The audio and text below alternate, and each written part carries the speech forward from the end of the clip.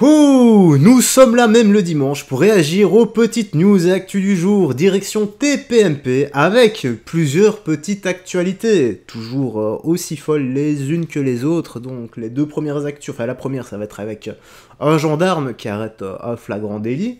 La deuxième, ça va être un clip de rap qui tourne au vinaigre, donc les gendarmes ont dû intervenir, tir de mortier, tout ça, si j'ai bien lu le titre. Et la troisième actu, là, ça va être pour Lina. Rappelez-vous, Lina, cette jeune fille qui avait disparu, il me semble, l'année passée.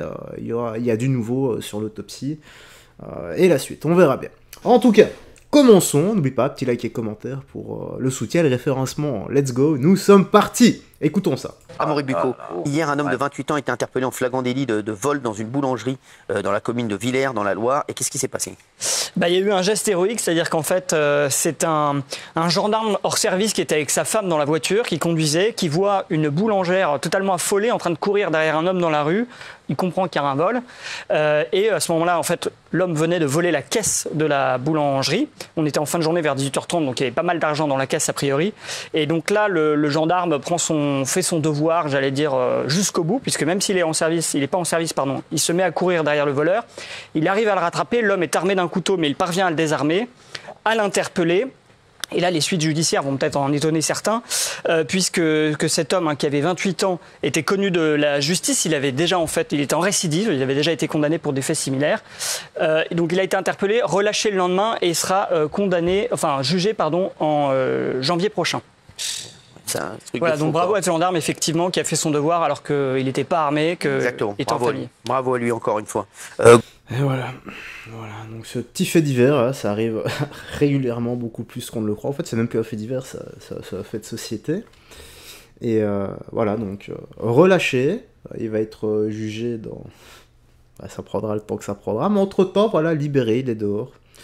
Parce que je rappelle aussi, ça coûte cher de taper les gens en prison.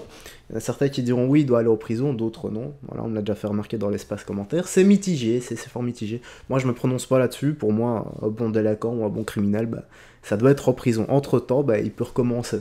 Moi, c'est ça qui me fume. Hein. Et de toute façon, on sait très bien qu'il aura rien. On lui dirait, écoutez, monsieur, c'est votre 19e fois, attention à la 20e, vous aurez peut-être des sanctions. D'ailleurs, ça me fait tout doucement sourire parce que mon meilleur ami est inspecteur de police et il a eu exactement la même chose. Jour de repos, il va faire ses courses tranquilles et il y avait un type qui était en train de se faire limite se battre avec les agents de sécurité et il a dû intervenir et il a dû le maîtriser au sol, quoi. D'ailleurs, il m'avait montré, il avait même filmé les caméras de surveillance. Donc, il avait été dans le bureau et il avait filmé comment il était intervenu et il me l'avait envoyé. Non, les gars, je peux pas vous le montrer, ça reste confidentiel. Alors, attends, 17-12, parce que j'avais noté. 17-12, c'est ici. Voilà, désolé pour le temps que ça prend. Honteuse. Lors du tournage d'un clip juste à côté de Paris, ça dégénère et des gendarmes donc ont été visés par des tirs de mortier, Morgui. Oui, c'était avant-hier soir en fait en Essonne, vers 18h30 dans le quartier du Long Raillage, dans la commune de Lys, et vous avez effectivement un clip de rap qui est tourné de façon sauvage par une trentaine d'adolescents qui exhibent des armes, genre des couteaux, des armes blanches, des marteaux. Donc vous avez des riverains naturellement qui sont un peu inquiets, qui préviennent la gendarmerie. Les gendarmes arrivent sur place, tentent d'interrompre le clip, de disperser les jeunes, et c'est là que ça dégénère totalement en violence urbaine, puisque ces adolescents tirent sur les gendarmes avec des mortiers d'artifice. Résultat, il y a un nombre de renforts assez improbable qui arrive sur place. Vous avez à la fois la BAC, mais vous avez même un hélicoptère de la gendarmerie qui est venu survoler la zone pour s'assurer que le calme revienne, calme qui est finalement revenu quelques heures plus tard en début de soirée, sans heureusement que les gendarmes ni les policiers aient été blessés. Merci. Gilles Verdez, on va parler de cet homme poignardé. Alors c'est vous d'ailleurs, Amaury Bucco, un homme poignardé à mort dans sa douche hier soir. Ah oui, donc hier soir à Saint-Cyr-l'École, vous avez un homme qui appelle la police. Il a trouvé son colocataire qui a 55 ans, poignardé dans sa douche. Son colocataire a eu 8 coups de couteau. Alors évidemment, une enquête a été ouverte pour meurtre. On a du mal à croire que ce soit un suicide quand on donne 8 coups de couteau. Et donc là, les investigations se poursuivent. C'est encore très récent, donc on n'a pas encore de résultats sur ce qui a pu se passer. Merci.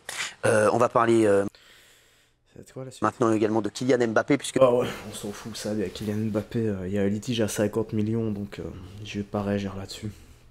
Ça sert à rien quand il y a du pognon en jeu, de toute façon, c'est tout le temps la même histoire. Par contre, pour les 8 coups de couteau, bah, c'est ce que je dis tout le temps.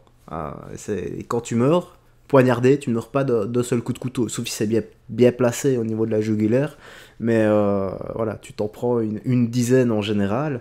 Donc, petit conseil que je dis régulièrement, même pour ceux qui sont experts en arts martiaux ou en sport de combat, si quelqu'un vous sort une lame et veut vous tuer dans la rue, vous partez les gars. Vous partez parce que ce genre de choses, ce genre de faits divers, de faits de société, ça montre bien les dérives qu'il y a chez certains. Là-dedans, ça tombe pas rond. Parfois, tu peux mourir pour rien, pour 1 euro, une clope, ou même parce que tu es un trophée, parce que c'est le rite de passage pour rentrer dans un gang. Voilà, je sais pas l'histoire, on connaît pas vraiment l'histoire, quoi. On sait pas s'il y a un règlement de compte, s'il y a de l'argent en jeu, s'il y a une femme en jeu, s'il y a autre chose.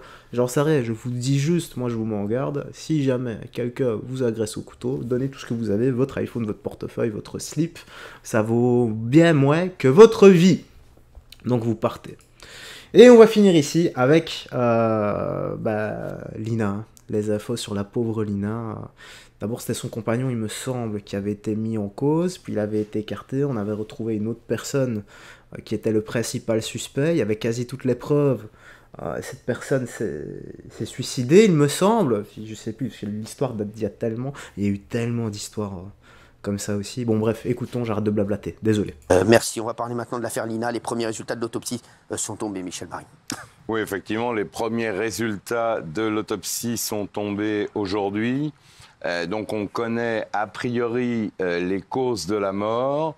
Lina aurait été étouffée par un sac en plastique sur la tête et on retrouve des traces très singulières qui signent ce mode opératoire au niveau du cou.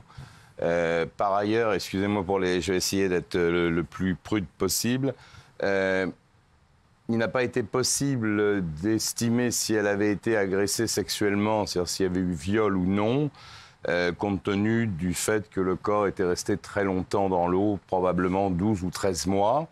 On n'a pas pu dater non plus, pour l'instant en tout cas, la mort, mais ceci, c'est vraiment pas une science exacte et c'est très compliqué, même quand les décès sont plus récents. Toujours est-il que, pour l'instant, d'autres analyses sont en cours, mais pour l'instant, les causes de la mort, enfin le est établi, donc on peut se poser la question du mobile. Est-ce que c'est un simple vol qui a mal tourné ? Je coupe ici 2 secondes. De toute façon, le coupable n'est plus en vie. Si je me rappelle bien, c'est bien cette histoire-là. Si le coupable n'est plus en vie, inutile de rajouter de la peine à sa famille. Voilà, le mieux serait de dire non. Enfin, j'imagine. Enfin, moi, en tout cas, ça me plairait pas de savoir que mon enfant ait souffert encore plus si le coupable n'est pas en vie. Et la question aussi de la complicité, puisqu'on retrouve son ADN sur le siège arrière, ce qui voudrait dire ou sous-entendrait qu'il y ait eu un passager dans le véhicule à côté du conducteur. Exactement. Et je vous rappelle que le principal suspect, Samuel Gonin, s'est suicidé en juillet dernier. Donc, évidemment, ça complique un peu les choses. Et s'il n'y a pas de complice, l'action de la justice va s'éteindre. Et les obsèques de cette jeune fille sont prévues pour le 25 octobre. S'il n'y a pas de complice... Ouais. Histoire de fou, hein. Déjà, qu'elle repose en paix. Et comme j'ai dit, hein, c'est pas la première histoire qu'on a comme ça. Ça sera malheureusement pas la dernière. Criminels et délinquants. En Europe, ça est en train de pop, mais d'une de ces façons. C'est en train de se reproduire. C'est pire que les rats. On a des histoires comme ça tout le temps, de plus en plus, tous les jours. En fait, il n'y a plus d'éducation, il n'y a plus de respect. On ne respecte plus son prochain. On ne respecte plus... entre nous, on ne se respecte plus du tout. Et il n'y a plus de justice. La justice n'est pas là pour sévir. Et en plus de ça, il n'y a plus d'éducation. Pour cette histoire, pour la pauvre Lina... Comme je l'ai déjà expliqué il y a 1 minute, ça sert à quoi de savoir qu'elle s'est faite V si, hormis encore balancer encore plus de peine à ses proches. Voilà. Maintenant, s'ils veulent vraiment la vérité, parfois, toute vérité n'est pas toujours bonne à dire. Ok, il faut pas mentir, mais... est-ce qu'on peut mentir pour éviter de la peine à des gens dans ces cas-là? Je ne sais pas, tu es le seul maître à bord. En tout cas, la petite news actu se termine ici. Dis-moi dans l'espace commentaire ce que tu penses de tout ça. Ça n'envisage encore une fois à rien de bon pour la suite. Comme je dis régulièrement, on ne peut pas changer le monde. Tout ce qu'on peut faire, c'est de changer notre propre monde. Prends bien soin de toi, des gens que tu aimes. On se quitte ici. On se dit à la prochaine pour d'autres vidéos. Et que Dieu te bénisse, que Dieu te garde. Bye bye. Et fais très attention à toi.